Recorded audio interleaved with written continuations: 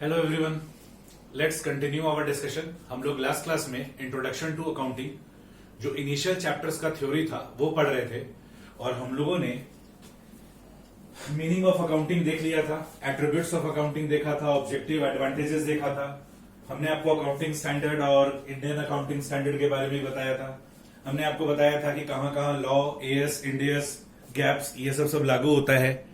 Gaps तो basically हर business में लागू होता है। तो देखा जाए तो लॉ, अकाउंटिंग स्टैंडर्ड और गैप्स ये तीनों कभी कॉन्ट्राडिक्टरी नहीं होते हैं। इन तीनों में एक ही तरह का बात कहा जाता है, कहने का तरीका अलग रहता है। लेकिन इन केस आज तक तो कोई कॉन्ट्राडिक्शन आया नहीं, लेकिन इन फ्यूचर अगर कोई ऐसा कॉन्ट्राडिक्शन क्रिएट हुआ तो उस केस में प्रायोरिटी देंगे लॉ को, उसके बाद एएस को, उसके बाद गैप्स को। हालांकि ऐसा आज तक ना हुआ है और ना उम्मीद है कि फ्यूचर में ऐसा होगा। तो come to the notes. First page हम लोग कर रहे थे, तो हम लोगों ने meaning, attributes, functions, objectives, advantages ये सब देख लिया था। Now what is it? Limitation of accounting. अब ये जो लिमिटेशन ऑफ अकाउंटिंग है, ये कहते हैं ना बिना मतलब का नुक्स निकालना, ये वो वाला बात है। लिमिटेशन ऑफ अकाउंटिंग, अकाउंटिंग का क्या क्या लिमिटेशन है। देखो, इसलिए इसका नाम लिमिटेशन पड़ा, ना कि डिसएडवांटेजेस। अकाउंटिंग का कोई डिसएडवांटेज नहीं हो सकता, लेकिन बताया कि ये अकाउंटिंग का ये सब लिमिटेशंस है। अकाउंटिंग इस लिमिटेशंस के थ्रू ऑपरेट होता है। बट द थिंग इज कि ये लिमिटेशंस भी जरूरी है। यहां जो ये लिमिटेशंस दिया हुआ है, ये हम कहेंगे कि बिना मतलब का बात कहा हुआ है।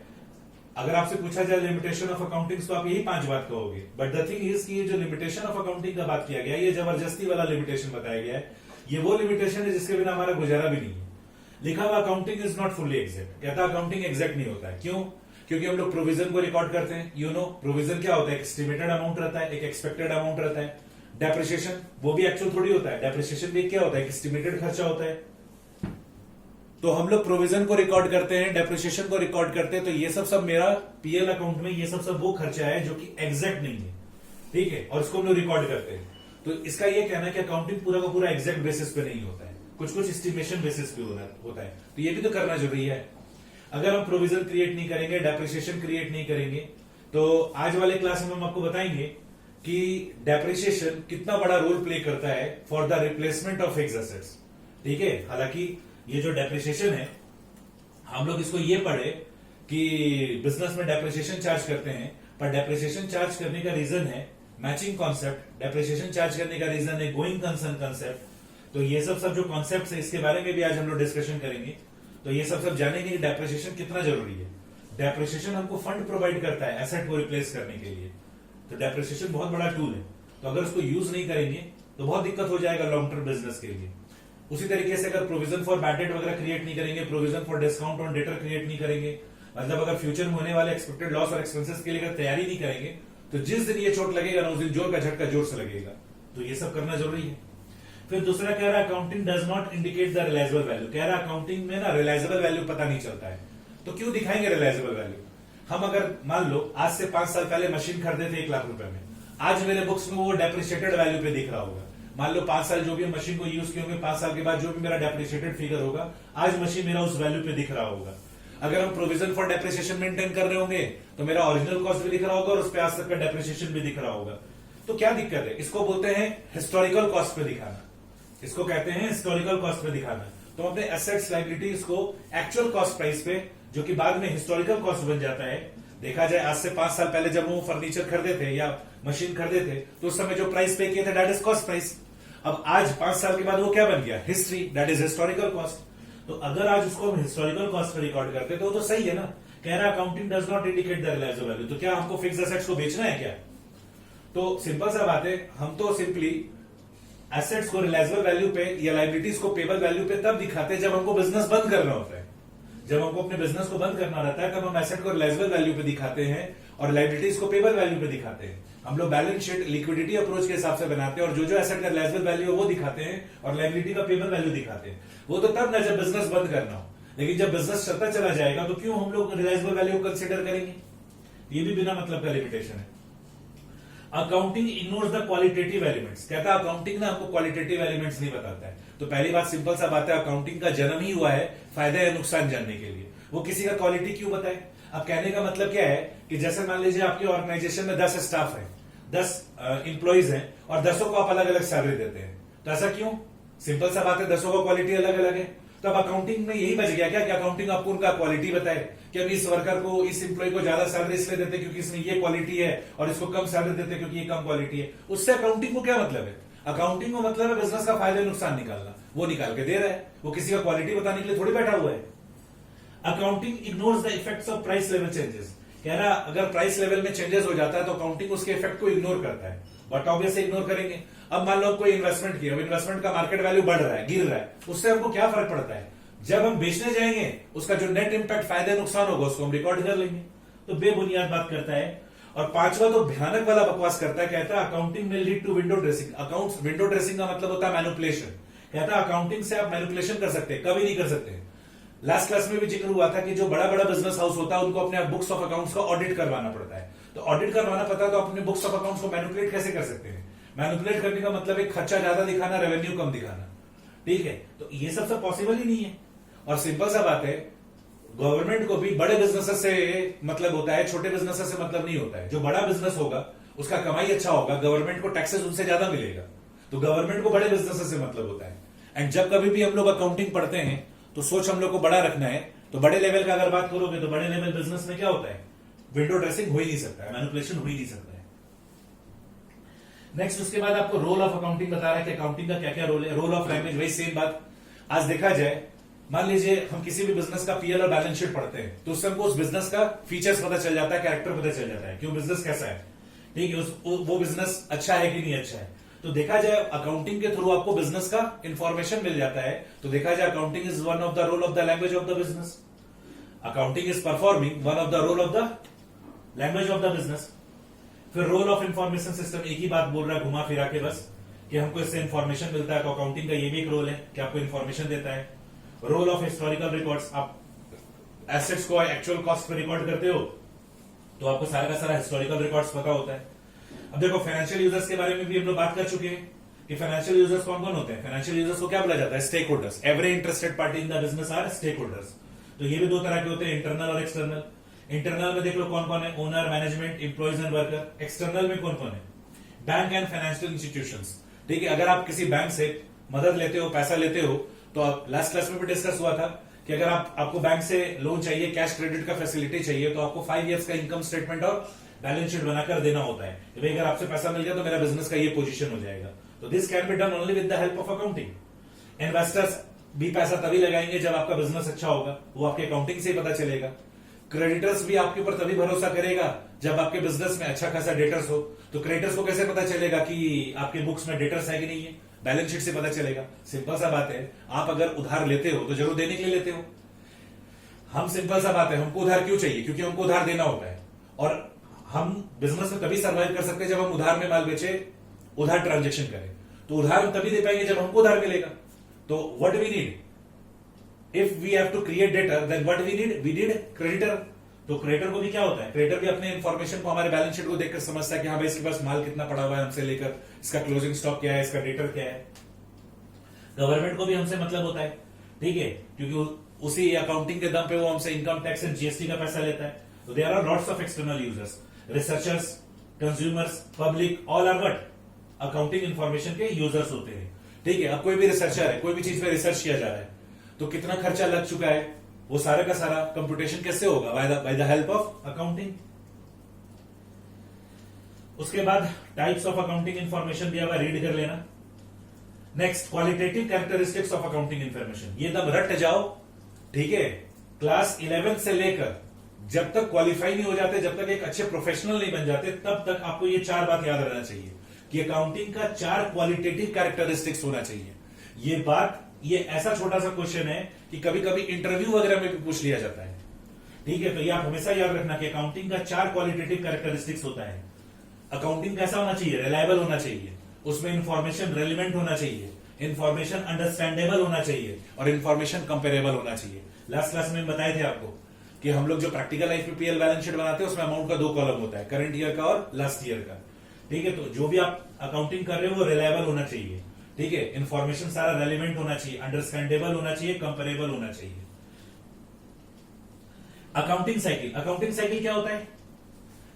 जैसा कि हम लोग को पता है, हम लोग जर्नल से लेजर बनाते हैं, लेजर से ट्रायल बैलेंस बनाते हैं, ट्रायल बैलेंस से हम लोग फाइनेंशियल स्टेटमेंट बनाते हैं। तो ये तो हम लोग एक अकाउंटिंग पीरियड में करते हैं ना। जैसे हम लोग सेकंड अकाउंटिंग पीरियड में एंटर करते हैं, हम लोग का सेकंड अकाउंटिंग पीरियड में क्या होता है, वापस से जर्नल, लेजर, ट्रायल बैलेंस, फिर उस अकाउंटिंग पीरियड का ट्रायल ये फाइनेंशियल स्टेटमेंट बनाते हैं।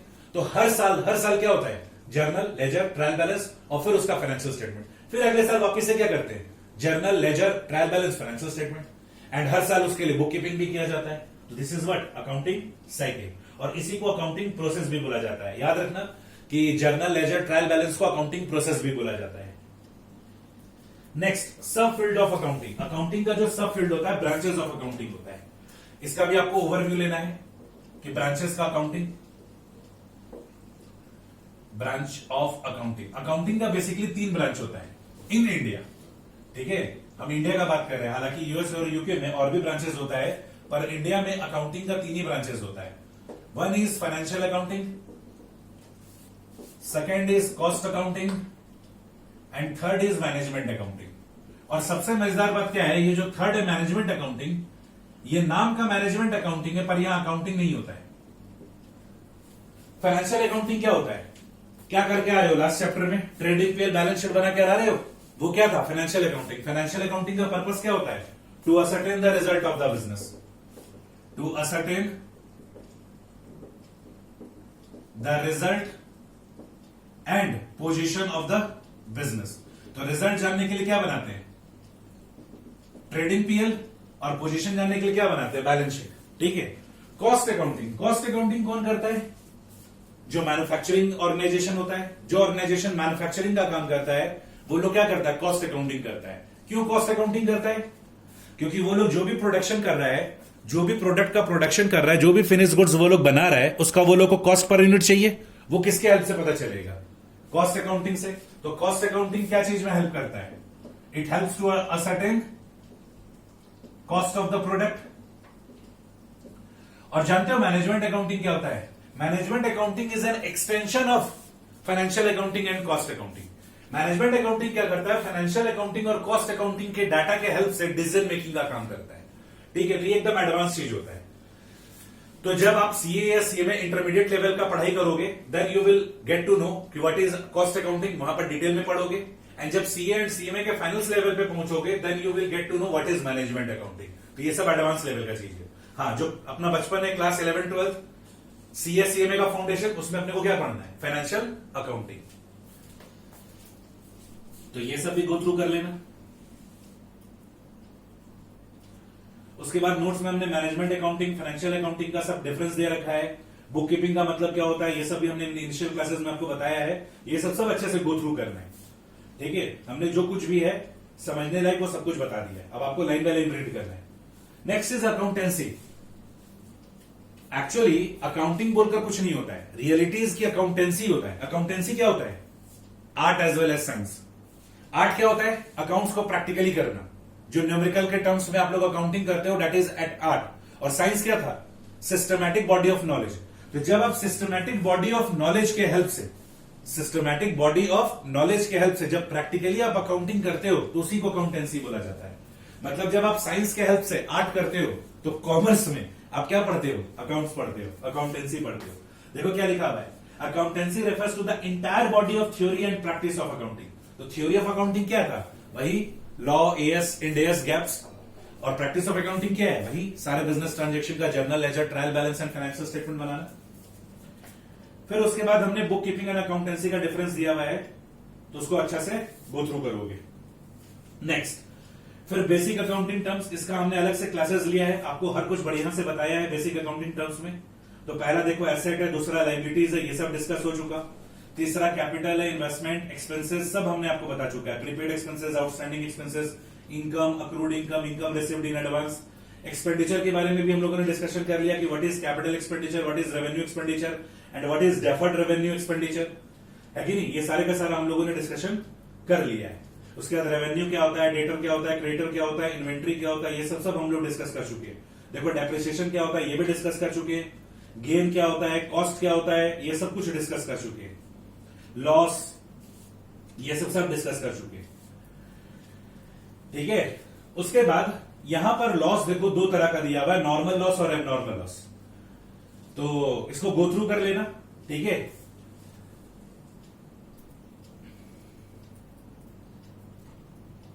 क्लास 11th के लेवल पे तो नॉर्मल लॉस और एबनॉर्मल लॉस का कोई काम है नहीं, ठीक है। तो क्लास 11th में नॉर्मल लॉस और एबनॉर्मल लॉस ये सब पढ़ना भी नहीं था। हाँ, सीए फाउंडेशन में नॉर्मल लॉस एबनॉर्मल लॉस पढ़ना है, तो वहां पे एक चैप्टर आएगा कंसाइनमेंट अकाउंटिंग, तो उसके साथ ये चीज आपको पढ़ा दिया जाएगा। फिर नेक्स्ट में प्रॉफिट है, ग्रॉस प्रॉफिट, नेट प्रॉफिट, ये सब पढ़ लिए हो, डिस्काउंट पढ़ लिए हो, ट्रांजेक्शन पढ़ लिए हो, ड्रॉइंग्स पढ़ लिए हो, देखो सब कुछ किया हुआ है। तो बेसिक अकाउंटिंग टर्म्स का ये सारा टर्मिनोलॉजी आप लोग देख लेना। Next, theory base of accounting, यही तो मेन है जो हम लोगों को अच्छे से पढ़ना है, theory base of accounting.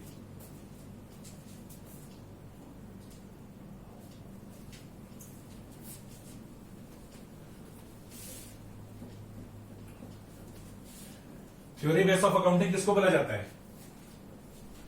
Accounting principles, concepts and conventions, इनको मिलाकर कलेक्टिवली क्या बोला जाता है? गैप्स। अगर आपसे पूछा जाए गैप्स क्या होता है, तो आप क्या बोलोगे? Accounting principles,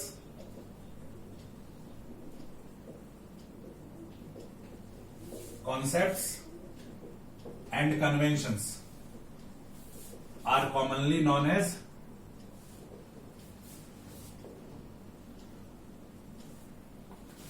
gaps, generally accepted accounting principles. हमने आपको बताया था कि ये जो गैप्स होता है, बेसिकली इसका मतलब क्या होता है? लास्ट क्लास में बताया था, इसका मतलब होता है set of rules and regulations, set of rules and regulations. हमने कुछ रूल्स एंड रेगुलेशंस बना रखा है अकाउंटिंग के लिए। फर्दर, ये जो अकाउंटिंग प्रिंसिपल्स होता है, इसका दो पार्ट होता है। एक को बोलते हैं accounting concepts, that is what? Logics and assumptions, जिसके बेसिस पे अकाउंटिंग किया जाता है। कुछ लॉजिक्स है, कुछ अजम्पशंस है, और कुछ कन्वेंशंस है। कन्वेंशंस मतलब कुछ ट्रेडिशंस है, कस्टम्स है, जो चला आ रहा है, हम लोग को भी वही फॉलो करना है। कुछ कस्टम्स है, ट्रेडिशंस है, जो चला आ रहा है, जिसको हमको फॉलो करना है।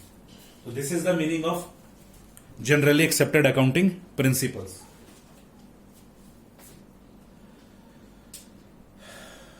तो देखो पेज नंबर 12 में आइडियल डेफिनेशन ऑफ गैप्स क्या दिया हुआ है?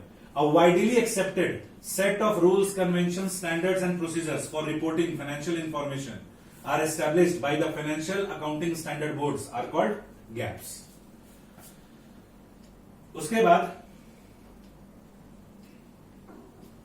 आप देखो नीचे में कुछ कुछ अकाउंटिंग प्रिंसिपल्स का आपको फीचर्स दिया हुआ है कि अकाउंटिंग प्रिंसिपल्स मेन मेड है, इंसानों को बनाया हुआ है, फ्लेक्सिबल है, ठीक है। समय के समय साथ इसको क्या किया जाता है? अपडेट किया जाता है, चेंज किया जाता है, और जनरली ये क्या है? एक्सेप्टेड है। तो बेसिकली हम लोगों को यही पढ़ना है। तो अकाउंटिंग प्रिंसिपल्स का सरल शब्दों में मतलब रूल्स एंड रेगुलेशंस होता है, और जब आप पूरा 1 पेज पढ़ोगे ना, तो क्रक्स यही निकलेगा कि हम इसी रूल्स एंड रेगुलेशंस के बेसिस पे अपना फाइनेंशियल स्टेटमेंट बनाते हैं, that is income statement and position statement. तो पेज नंबर 12 पूरा रीड करना, नहीं समझ में आएगा, कोई भी लाइन में परेशानी होगा तो मेरे को कॉल करना, हम आपको अच्छे से दोबारा क्लियर कर देंगे। जो सीखने लायक है वो है अकाउंटिंग कॉन्सेप्ट्स एंड कन्वेंशंस।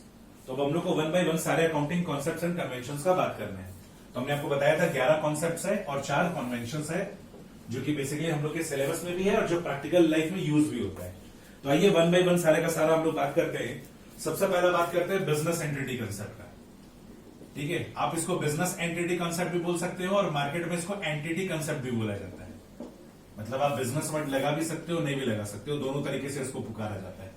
तो पहला कॉन्सेप्ट है बिजनेस एंटिटी कंसेप्ट। क्या कहता है business entity concept? Business entity concept कहता है कि रियलिटी में, ठीक है, अभी बिजनेस एंटिटी कंसेप्ट क्या कहता है बताते हैं। 1 मिनट आप पहले इधर सुनो। क्या सुनोगे? आपको यह सुनना है कि इन रियलिटी जो बिजनेस होता है और जो उसका ओनर होता है वो सेम होता है। हम और मेरा जो कोचिंग क्लासेस है वो दोनों क्या एक ही है।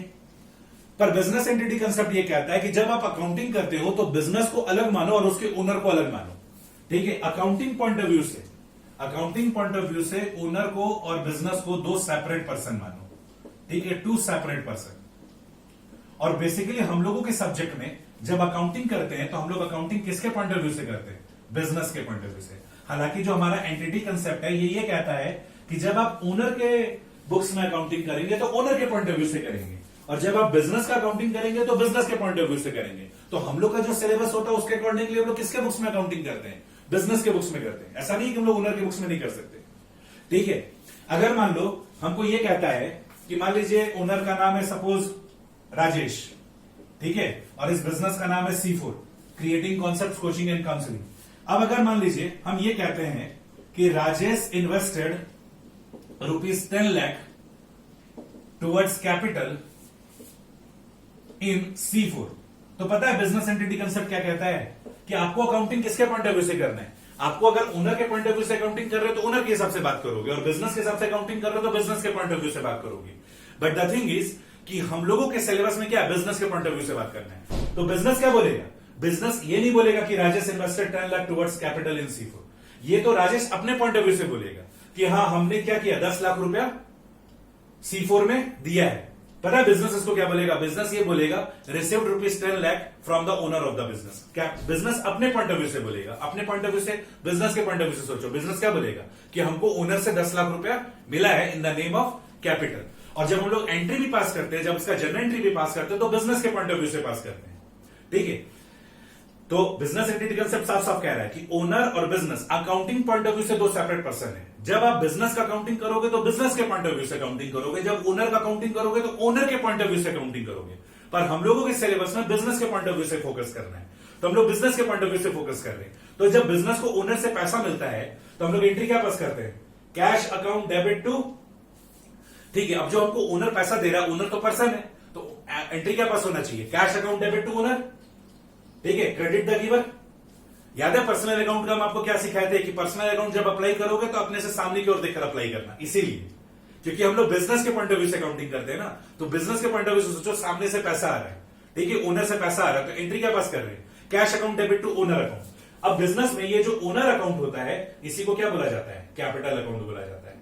हमारा जो ट्रेडिशनल अप्रोच है अकाउंटिंग का, वो ओनर अकाउंट को क्या बोलता है? कैपिटल अकाउंट बोलता है। ठीक है, तो जब बिजनेस में पैसा आता है तो हम लोग एंट्री क्या पास करते हैं? Cash account debit to owner account, that is cash account debit to capital account. तो जब कभी भी हम लोग एंट्री पास करते हैं तो हम लोग बिजनेस के पॉइंट ऑफ व्यू से एंट्री पास करते हैं। ठीक है, साथ ही साथ इतना ही नहीं, अब जैसे मान लो ओनर हमसे पैसा विड्रॉ करता है, ओनर हमसे पैसा विड्रॉ करता है, तो ओनर जब हमसे पैसा लेकर जाएगा तो हम क्या बोलेंगे कि ओनर हमसे पैसा लेकर, हम अपने पॉइंट ऑफ व्यू से बोलेंगे कि हमने ओनर को पैसा दिया, हमने ओनर को पर्सनल यूज के लिए पैसा दिया। क्वेश्चन आपको क्या बोलता है कि mister Rajesh withdraw cash for personal use, तो वो राजेश के पॉइंट ऑफ व्यू से बोल रहा है। बिजनेस के पॉइंट ऑफ व्यू से हम क्या बोलेंगे कि भाई हमने ओनर को पर्सनल यूज के लिए पैसा दिया, हमको अपने एंड से बोलना है, बिजनेस के एंड से बोलना है। तो देखा जाए अगर हम अपने एंड से अगर उसको पैसा देंगे तो डेबिट द रिसीवर, तो हमको एंट्री क्या पास करना चाहिए? Owner account debit to cash account. पर ओनर की जगह हम लोग क्या लिखते हैं? Drawings account.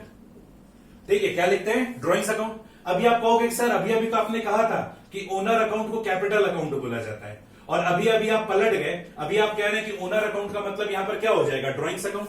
हम कुछ भी नहीं पढ़ते हैं, हम जो बेसिक कॉन्सेप्ट है उसके साथ बिल्कुल इंटैक्ट है। देखो, जब बीइंग ए बिजनेस हमको ओनर से पैसा मिला तो हमको एंट्री पास करना चाहिए था cash account debit to owner, पर ओनर को ही हम लोग अपने ट्रेडिशनल अप्रोच में क्या बोलते हैं? Capital account. जब बीइंग ए बिजनेस हम अपने ओनर को पर्सनल यूज के लिए पैसा देंगे तो हम एंट्री क्या पास करेंगे? Owner account debit to cash, और उसकी जगह क्या लिख रहे हैं? ड्रॉइंग्स लिख रहे हैं। तो ड्रॉइंग्स भी सही है। क्यों? आप लोग फाइनेंशियल स्टेटमेंट में क्या देखते थे? आप लोग फाइनेंशियल स्टेटमेंट में देखते थे कि वो जो ड्रॉइंग्स का अमाउंट है वो कैपिटल से लेस हो रहा है। कोई भी चीज अकाउंट्स में प्लस और माइनस बिना किसी जर्नल एंट्री के नहीं होता है। ठीक है, आप लोग एंट्री क्या पास करते थे? आप लोग फाइनेंशियल स्टेटमेंट जब बनाते थे तो ड्रॉइंग्स को कैपिटल से माइनस करते थे, यानी वहां पर एक एंट्री पास होता था, पता है क्या? Capital account debit to drawings. Capital का क्रेडिट बैलेंस होता है और आप एंट्री पास कर रहे हो capital account debit to drawing, तो कैपिटल क्रेडिट होता है, डेबिट करो यानी वो लेस हो रहा है, तभी तो आप कैपिटल में से ड्रॉइंग्स लेस करते थे। तो मान लीजिए जब पैसा विड्रॉ किए तो एंट्री पास किए drawings account debit to cash, और उसके बाद जब वो कैपिटल से एडजस्ट हुआ तो एंट्री पास किए capital account debit to drawing, यानी ड्रॉइंग कट, तो नेट एंट्री क्या आएगा? Capital account debit to cash. तो एंट्री क्या सीखे थे कि जब ओनर हमसे पैसा लेकर जाएगा तो हम एंट्री क्या पास करेंगे? Owner account debit to cash. तो नेट में भी तो वही एंट्री पास हो रहा है, नेट में भी तो वही एंट्री पास कर रहा है। फुल फोकस होकर सुनो, एकदम फुल फोकस होकर कि जब ओनर हमसे पैसा लेगा तो हम एंट्री क्या पास करेंगे? Debit the receiver, owner account debit to cash. ये मेरा फाइनल एंट्री होना चाहिए, ओनर डेबिट टू कैश। ठीक है, अब देखो हम लोग फ्लो वाइज क्या एंट्री पास करते हैं, पहले एंट्री पास करते हैं ड्रॉइंग्स टू कैश, और फिर जब ये कैपिटल से एडजस्ट होता है तो एंट्री पास करते हैं कैपिटल टू ड्रॉइंग। तो ड्रॉइंग कट, तो क्या आ जाएगा, कैपिटल टू कैश, यही तो है कैपिटल टू कैश। तो ये सारा का सारा किसका दिया हुआ है, बिजनेस एंटिटी कंसेप्ट का दिया हुआ है। इसीलिए मैं इनिशियली बोल रहे थे कि हम आपको जो कुछ भी पढ़ा रहे हैं उसको अच्छे से समझो, ठीक है, और मगअप करने की कोशिश करो। समय आएगा हम हर चीज का आपको एक्सप्लेनेशन देंगे, ठीक है। तो this is the power of business entity concept. तो बिजनेस एंटिटी कंसेप्ट हमको क्या क्या बोला, सबसे पहला बात ये बोला कि रियलिटी में बिजनेस और ओनर एक ही चीज होता है, पर अकाउंटिंग पॉइंट ऑफ व्यू से दोनों को सेपरेट पर्सन मानो। जब आप बिजनेस का अकाउंटिंग करेंगे तो बिजनेस के पॉइंट ऑफ व्यू से करेंगे, जब ओनर का अकाउंटिंग करेंगे तो ओनर के पॉइंट ऑफ व्यू से करेंगे। हम लोगों के सिलेबस में बिजनेस के पॉइंट ऑफ व्यू से अकाउंटिंग करना है, तो हम लोग बिजनेस के एंड से देखेंगे कि बिजनेस के एंड से क्या होगा, ठीक है। अगर बिजनेस किसी थर्ड पार्टी से माल खरीद रहा है, परचेज कर रहा है, सेल कर रहा है, इनकम रिसीव कर रहा है, खर्चा कर रहा है, वो सारी चीज का एंट्री पास कर रहा है। लेकिन जब वो ओनर से ट्रांजेक्शन करता है तो वो अपने एंड से एंट्री पास करता है कि हम ओनर से पैसा ले रहे हैं कि ओनर को पैसा दे रहे हैं। तो ये सारे का सारा एंट्री पास होता है। इतना ही नहीं, बिजनेस एंटिटी कंसेप्ट ये भी कहता है कि बिजनेस का जो भी लाइबिलिटी है वो लाइबिलिटी टू टाइप्स का होता है, एक होता है एक्सटर्नल लाइबिलिटी, एक होता है इंटरनल लाइबिलिटी। अगर बिजनेस को आउटसाइडर को कुछ भी रिपेमेंट करना है तो उसको कहा जाएगा एक्सटर्नल लाइबिलिटी। लेकिन देखा जाए ये जो बिजनेस है वो अपने ओनर के कैपिटल के लिए रिस्पॉन्सिबल होता है। आज अगर बिजनेस ओनर से कैपिटल के नाम का पैसा लेता है तो इसके बदले बिजनेस का भी रिस्पॉन्सिबिलिटी है, वो उस कैपिटल को लेकर स्विट्जरलैंड घूमने नहीं जा सकता। बिजनेस को वो जो पैसा मिला अपने ओनर से, उस पैसे से उसको क्या करना है, काम करना है, काम करके पैसा कमाना है और पैसा कमाकर उसको ओनर को रिटर्न में देना है। तो बिजनेस का भी एक रिस्पॉन्सिबिलिटी है। तो जो कैपिटल का पैसा उसको मिला है, देखा जाए तो वो उसका खुद का पैसा नहीं है, उसको ओनर की तरफ से क्या मिला है, कंट्रीब्यूशन मिला है। ओनर उसको पैसा दिया कि लो तुम बिजनेस, तुम जिस पर्पस के लिए तुमको बनाया गया तुम ये काम कर सको।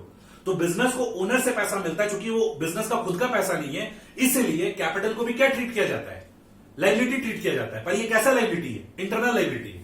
नहीं तो आपके मन में तो पहला सवाल ये भी आना चाहिए कि जब बिजनेस मेरा, ओनर हम खुद, बीइंग ओनर हम खुद है, बिजनेस मेरा है, तो जो बिजनेस में हम पैसा डालते हैं कैपिटल को हम लोग एसेट क्यों नहीं बोलते, लाइबिलिटी क्यों बोलते हैं, इस कंसेप्ट की वजह से। बिजनेस एंटिटी कंसेप्ट क्या बोला, अकाउंटिंग पॉइंट ऑफ व्यू से ओनर और बिजनेस को अलग अलग मानो, और जब बिजनेस का अकाउंटिंग कर रहे हो तो बिजनेस के पॉइंट ऑफ व्यू से बात करो। तो बिजनेस को जब ओनर से फंडिंग मिल रहा है, जब पैसा मिल रहा है, तो वो पैसा बिजनेस का खुद का नहीं है, वो उसको दूसरे से मिला है। यहां तो होता है क्या, उसको दूसरा मानो। यहां तो बिजनेस एंटिटी कंसेप्ट में क्या बोल रहा है, बिजनेस को और ओनर को दो सेपरेट पर्सन मानो, यानी बिजनेस ओनर को क्या माने, दूसरा आदमी माने।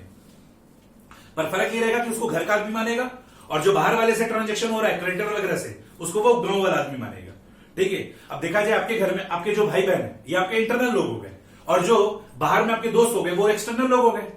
तो उसी तरीके से बिजनेस के लिए ये जो कैपिटल है, ठीक है, ये इंटरनल लाइबिलिटी है।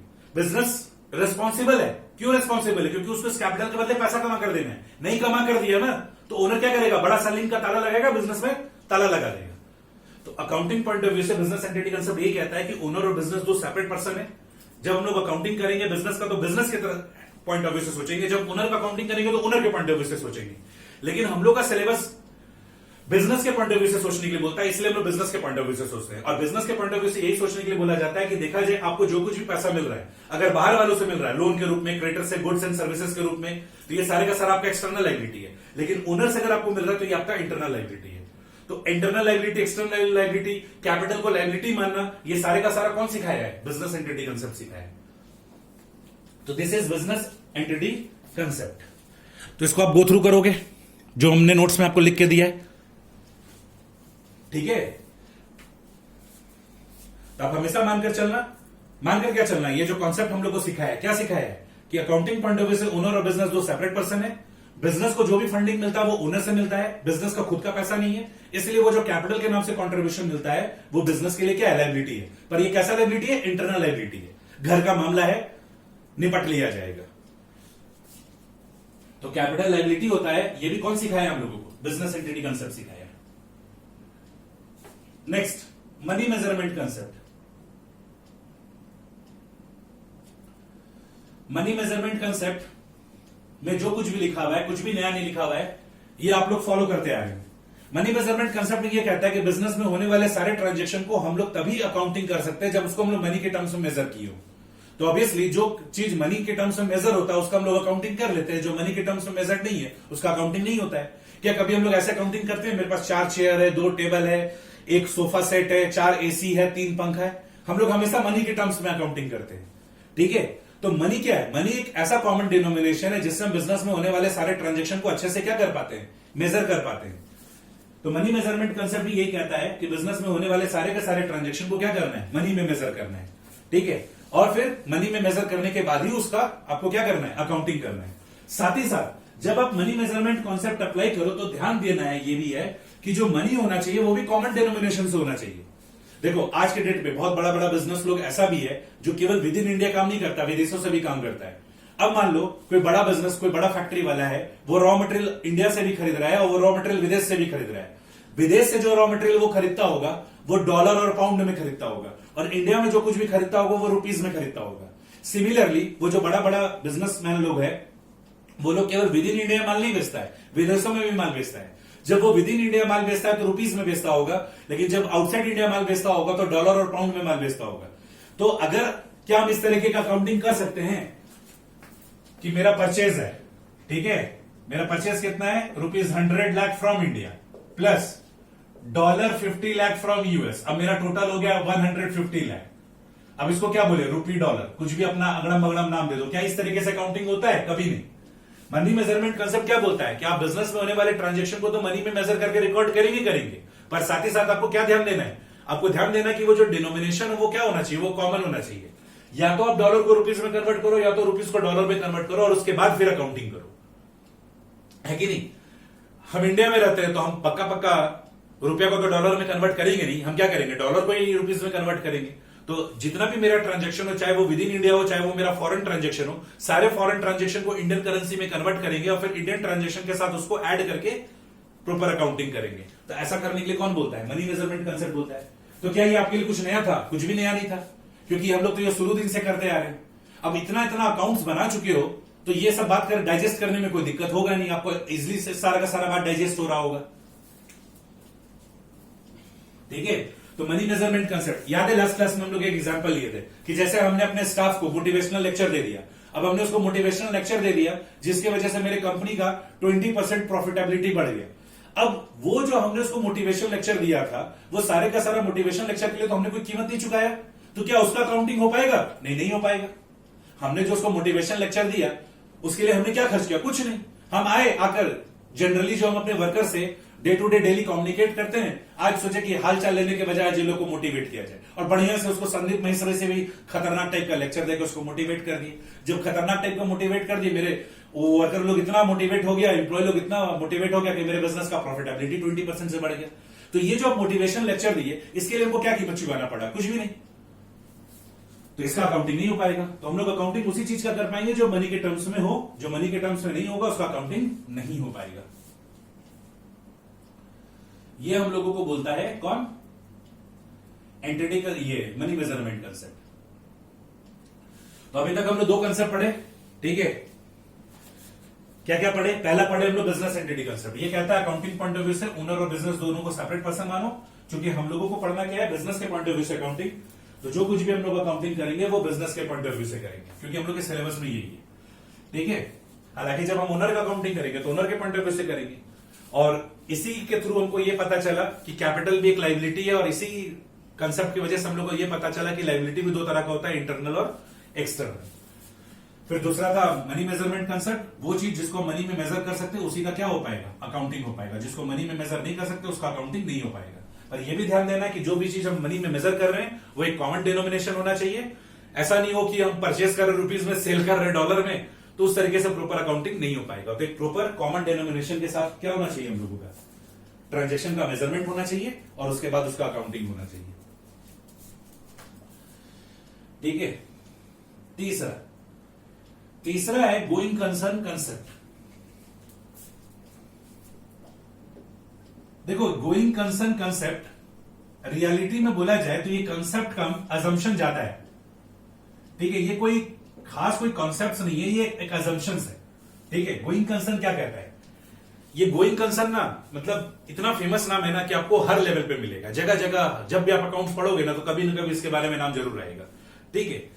ये कहता है, आप लोग पीएल बैलेंस शीट बनाना सीख लिया, तो ये कहता है कि जिस बिजनेस का आपको दिख रहा है कि फोर्सिएबल फ्यूचर इसका नहीं है, इस बिजनेस को आने वाले समय में आप बंद करने वाले हो, उसका आप डिस्क्लोजर दे दो बैलेंस शीट के नीचे। बस ये यही कहता है गोइंग कंसर्न कंसेप्ट या असम्पशन। ये कहता है फोर्सिएबल फ्यूचर का मतलब जनरली हम लोग के अकाउंट सब्जेक्ट में डिफाइन किया गया 1 ईयर। ठीक है, फोरसेबल फ्यूचर का मतलब बताया गया है 1 ईयर, पर प्रैक्टिकली 1 ईयर नहीं होता है। प्रैक्टिकली क्या होता है कि जहां तक आप देख पा रहे हो, ठीक है, आपके पास जो भी अकाउंटिंग इंफॉर्मेशन है, जैसा आपका बिजनेस का ट्रांजेक्शन है, उसके अकॉर्डिंगली आप अकाउंटिंग करते हो। तो जैसा आपको अपने बिजनेस का लक्षण दिख रहा है कि भाई मेरा बिजनेस कैसा जाएगा, अगर आपको ऐसा लग रहा है कि आने वाले कुछ समय में, साल, 1.5 साल में, 2 साल में आपको ये बिजनेस नहीं कंटिन्यू कर पाओगे, बिजनेस बंद करना है, तो आप क्या करोगे, बैलेंस शीट के नीचे आप ये बात डिस्क्लोज कर दोगे कि भाई अब ये बिजनेस ज्यादा दिन चलने वाला नहीं है। देखो, ये एकदम हाइपोथेटिकल बात है कि अगर हम कभी किसी बिजनेस को बंद करना चाहते हो तो एक दिन में बंद हो जाता है। ऐसा कभी नहीं होता कि बिजनेस अगर हम कल चाहेंगे तो बंद हो जाएगा। क्यों? क्योंकि अगर जिस दिन हम बिजनेस बंद करेंगे, मेरा लायबिलिटी खड़ा है, वो आएगा हमसे पैसा मांगने के लिए, और जो मेरे पास एसेट पड़ा हुआ है, हम उसी के दम पे लायबिलिटी का पेमेंट कर पाएंगे। तो अगर हम अपने एसेट के दम पे लायबिलिटी का पेमेंट कर पाएंगे तो एक दिन में मेरा सारे का सारा एसेट बिकेगा नहीं, और एक दिन में हम सारे का सारे लायबिलिटी को चुका पाएंगे नहीं। इसलिए हम लोगों को वक्त लगता है। प्रैक्टिकल लाइफ में ये देखा गया कि बहुत सारा बिजनेस ऐसा है जिसको बंद होने में 4-5 साल लग गया, मतलब 4-5 साल तक तो बिजनेस बंद होने में वक्त लग गया। तो ऐसा भी होता है। तो गोइंग कंसर्न कंसेप्ट या अजम्पशन ये बोलता है कि अगर आप बैलेंस शीट के नीचे अगर आप ये डिस्क्लोजर नहीं दे रहे हो कि आपका बिजनेस बंद होने वाला है, तो हम यही मान लेंगे कि आपका बिजनेस अभी चलता चला जाएगा। कब तक चला जाएगा?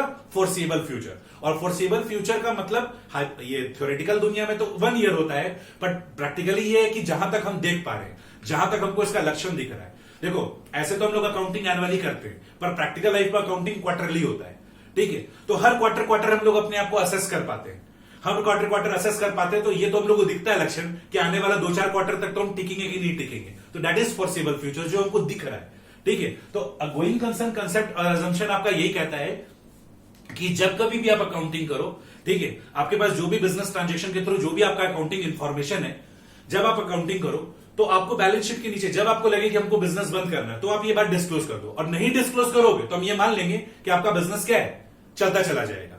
देखो, किसी साल हम बिजनेस करते करते लॉस आ गया, ठीक है, किसी साल हमको बिजनेस करते करते लॉस आ गया, तो कभी भी किसी बिजनेस को लॉस हो जाए तो उसका मतलब ये नहीं कि बिजनेस बंद हो जाएगा। ठीक है, लॉस आने के बाद बिजनेस को बंद करना है या चालू रखना है, इसका फैसला कौन करता है? मैनेजमेंट। हम आपको बहुत बार बोले हैं कि मैनेजमेंट का मेन फंक्शन क्या होता है? मैनेजमेंट का मेन फंक्शन होता है कि अगर बिजनेस बुरा है तो उसको अच्छा कैसे करे, और अच्छा है तो उसको ग्रोथ कैसे करवाए। तो अगर प्रॉफिट अच्छा है या फिर लॉस अच्छा है, तो वो बिजनेस को कंटिन्यू करना ही नहीं करना है, ये फैसला end of the day management करता है।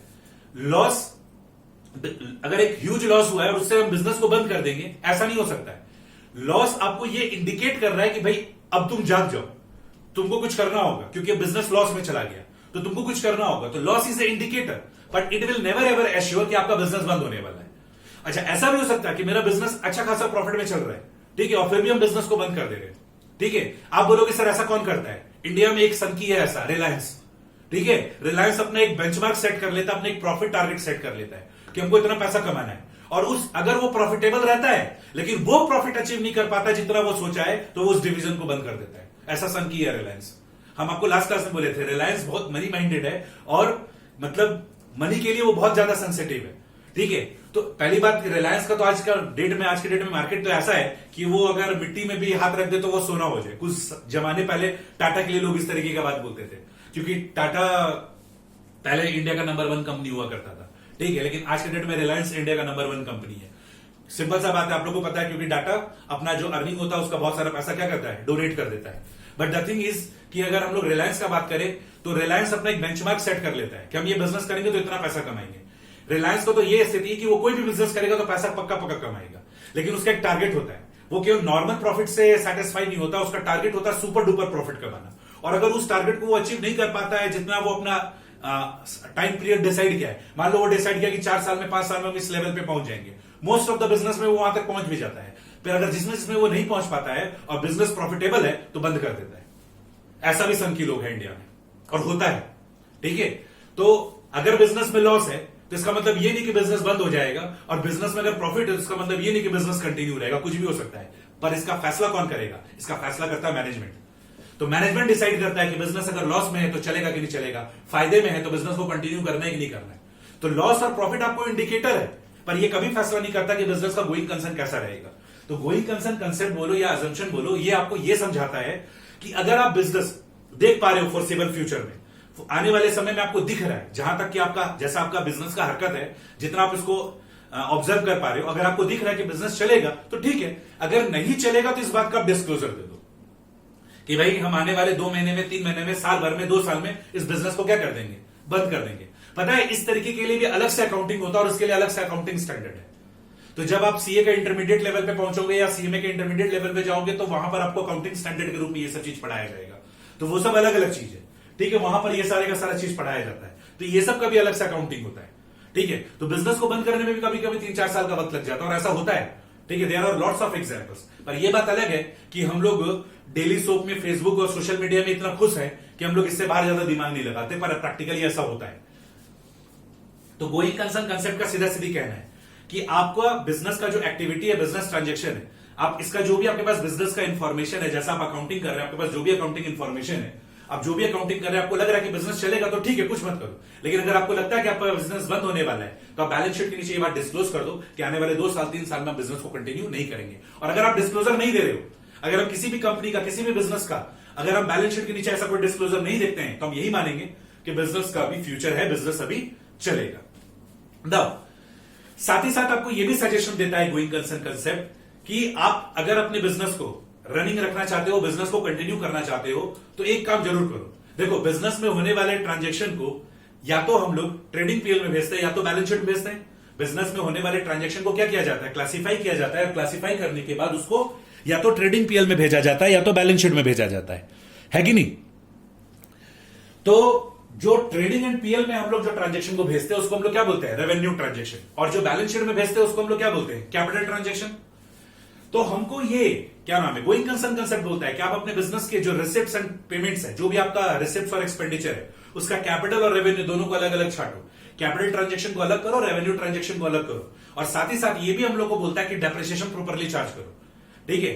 डेप्रिसिएशन प्रॉपर्ली चार्ज करोगे तो कभी ऐसा नौबत नहीं आएगा कि आपका बिजनेस बंद हो जाए, ठीक है। डेप्रिसिएशन एक ऐसा हथियार है, हम लोग डेप्रिसिएशन चैप्टर पढ़ लिए, पर रियलिटी में जो depreciation chapter as a weapon है उसको अभी तक हम लोग नहीं सीखे। डेप्रिसिएशन एक ऐसा वेपन है जिसको अगर आप हल्के में लोगे तो आपका बिजनेस बंद करवा देगा, और अगर आप उसको सीरियसली लोगे और प्रॉपर्ली डेप्रिसिएशन चार्ज करोगे तो आपका बिजनेस को कभी वो मरने नहीं देगा। आइए हम आपको एक एग्जांपल, प्रैक्टिकल एग्जांपल से सिखाते हैं कि डेप्रिसिएशन का पावर क्या है। आइए आपको सिखाते हैं कि डेप्रिसिएशन का ताकत क्या है। जिस डेप्रिसिएशन को आप तुच्छ समझते हो वो तुच्छ नहीं है, वो ऐसा खर्चा है जो आपके बिजनेस का फैसला करता है कि बिजनेस चलेगा कि नहीं चलेगा। डेप्रिसिएशन का तो मतलब हम लोग सरल शब्दों में समझे थे कि cost of fixed assets consumed, है ना, over the period of time is depreciation. पर रियलिटी में डेप्रिसिएशन क्या होता है, रियलिटी में हम बोलते हैं कि डेप्रिसिएशन क्या होता है, डेप्रिसिएशन इज अ फंड, ठीक है। Depreciation provides a fund for the replacement of fixed assets, provides fund for the replacement of fixed assets. अब बिना फिक्स्ड एसेट्स के तो कोई भी बड़ा से बड़ा बिजनेस चलेगा नहीं, ठीक है। फिक्स्ड एसेट्स तो चाहिए बड़ा से बड़ा बिजनेस करने के लिए।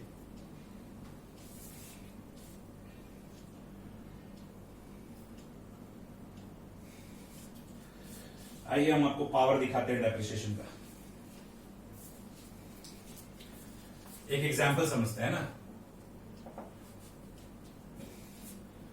मान लीजिए आपके पास एक मशीन है 5 लाख रुपए का, ठीक है। इसका जो लाइफ है वो है 5 इयर्स का। Profit before depreciation, bonus and tax, ये 2 लाख रुपए है, ठीक है। और टैक्स का रेट है 30% और बोनस का रेट है, बोनस है मान लीजिए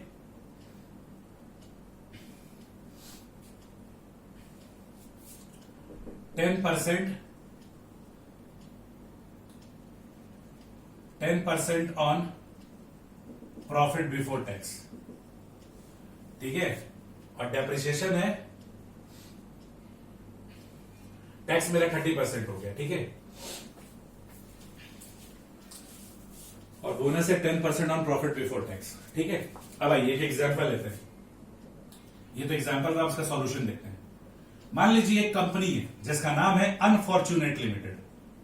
इसका नाम अनफॉर्चुनेट लिमिटेड क्यों है? Because this company does not charge depreciation. ये डेप्रिसिएशन चार्ज नहीं करता है। ठीक है, अगर आपको याद हो तो हमने आपको पढ़ाया है कि डेप्रिसिएशन नॉन कैश एक्सपेंडिचर होता है। डेप्रिसिएशन क्या होता है? नॉन कैश एक्सपेंडिचर होता है।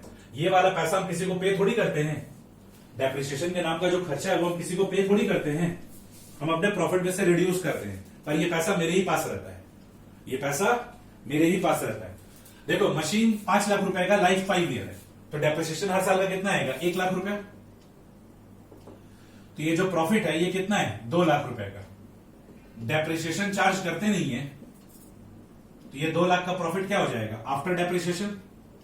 ये कहलाएगा profit before bonus and tax.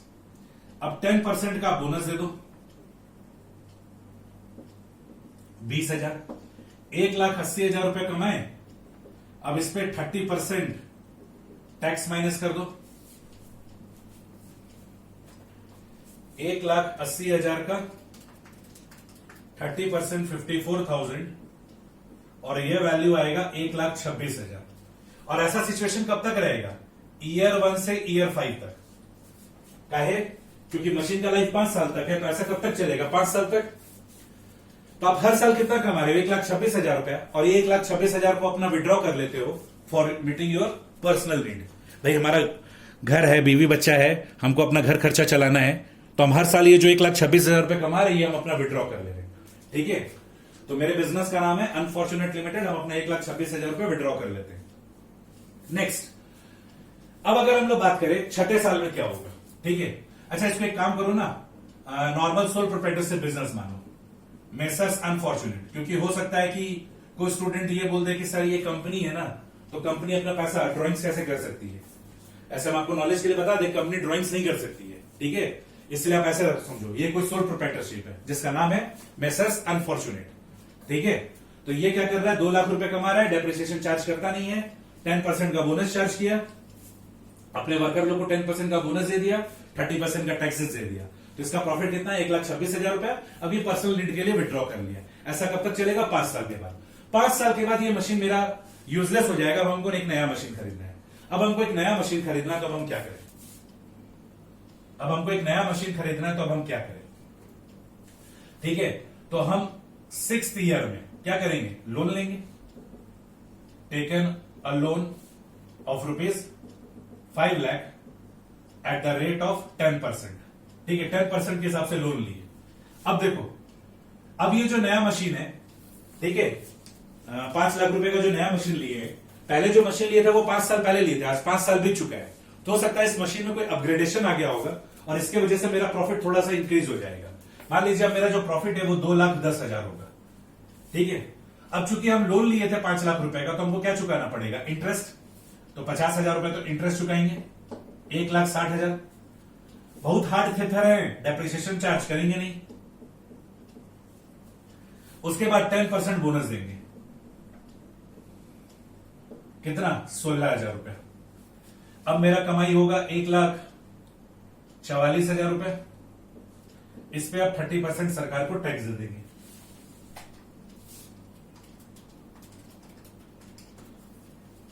$43,200, तो ये आएगा 100-800। अब देखो प्रॉब्लम कहां से शुरू हो गया।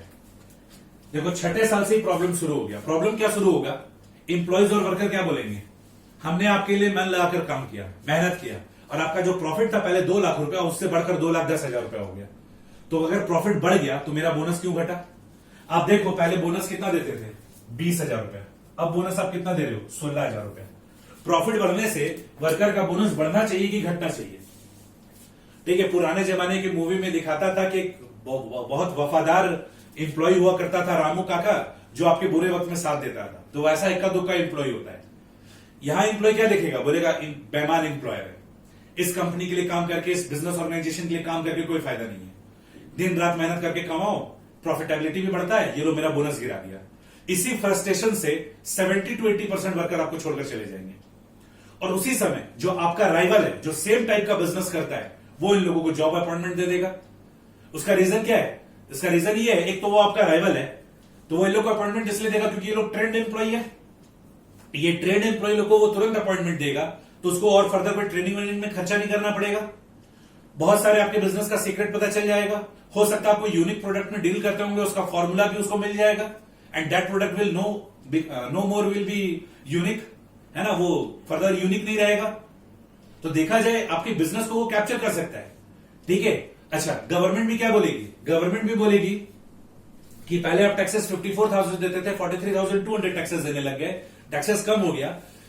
जनरली होता क्या है कि बैंक वगैरह से आपको फैसिलिटी तब मिलता है जब आपका इनकम टैक्स अच्छा खासा पेमेंट होता है। बैंक का ये मानना होता है कि अगर आप टैक्सेस अच्छा पैसा पे कर रहे हो तो इसका मतलब है कि आप अच्छा खासा बिजनेस ऑर्गेनाइजेशन हो। टैक्सेस में कमी आ रहा है जबकि आपका प्रॉफिटेबिलिटी क्या हो गया? बढ़ गया है। ठीक है। तो यहां पर एक बेसिकली प्रॉब्लम दिख रहा है। बेसिकली प्रॉब्लम क्या दिख रहा है कि एक तो हम डेप्रिसिएशन चार्ज नहीं करते हैं, ठीक है, ऊपर से क्या बोलते हैं, ये जो मेरा बोनस है, ये मेरा बोनस कम हो जाने की वजह से वर्कर फ्रस्ट्रेटेड है, वर्कर के फ्रस्ट्रेशन के होने की वजह से मेरा अच्छा वर्कर हमको छोड़कर चला जाएगा। और ये बहुत ही वीक पॉइंट होता है। ऐसे पॉइंट में ऐसा बहुत ज्यादा चांसेस होता है कि बिजनेस टूट जाएगा। ठीक है, क्योंकि बड़े बड़े बिजनेस ऑर्गेनाइजेशन में वो अपने इंप्लॉय और वर्कर के दम पे ही रहते हैं। और ये वर्कर और इंप्लॉय अगर आपके राइवल के कॉन्ट्रैक्ट में चले गए तो राइवल जो आपका होगा वो इस तरीके से आपके ऊपर अटैक करेगा कि आप फिर कभी फ्यूचर में रिकवर ही नहीं कर पाओ।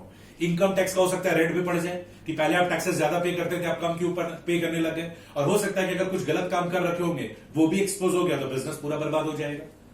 तो एक होता है ना, एक नेगेटिविटी के साथ 10 नेगेटिविटी क्रिएट होता है। तो आप डेप्रिसिएशन चार्ज नहीं किए तो आपका बद से बदतर हाल हो गया। वही देखो, अब हम लोग बात करते हैं मेसर C4 लिमिटेड का। मेसर C4 क्रिएटिंग कॉन्सेप्ट, क्योंकि इसमें राजेश सर पढ़ाते हैं इसलिए इसको पता है कि डेप्रिसिएशन चार्ज करना चाहिए।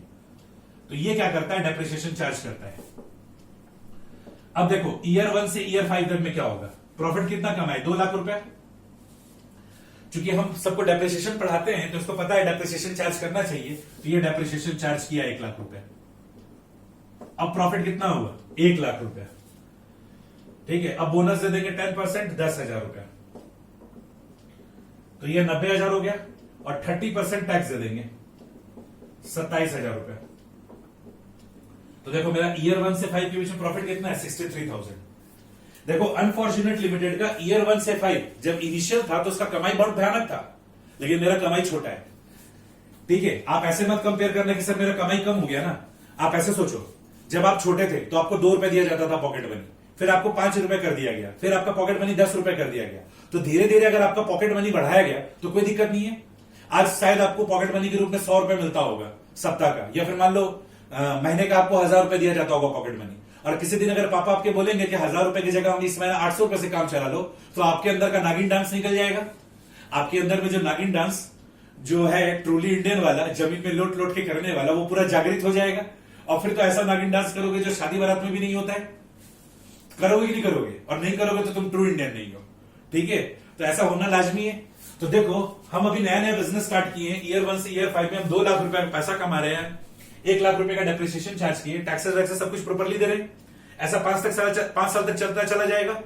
ये 1 लाख रुपए का जो डेप्रिसिएशन चार्ज कर रहे हैं, ये है कहां? हम किसको दिए? किसी को नहीं दिए। नॉन कैश एक्सपेंडिचर है। हर साल ये 1,000 रुपए मेरे पास पड़ा हुआ था, हम हर साल 1,000 रुपए जमा रखे। 5 साल के बाद क्या होगा? मेरे पास 5 लाख रुपए खुद का होगा। और जब मेरे पास खुद का 5 लाख रुपया होगा तो हमको लोन नहीं लेना पड़ेगा, हम एक नया मशीन खरीदेंगे। और अब मेरा कमाई कितना होगा? 2,10,000। अभी भी 5 लाख का मशीन खरीदे हैं तो डेप्रिसिएशन कितना चार्ज करेंगे? 1 लाख। ईयर 6 ऑनवर्ड्स, मतलब ईयर 6 से आप ईयर 10 बोल सकते हो। 5 साल लाइफ है ना, तो ईयर 6 से ईयर 10।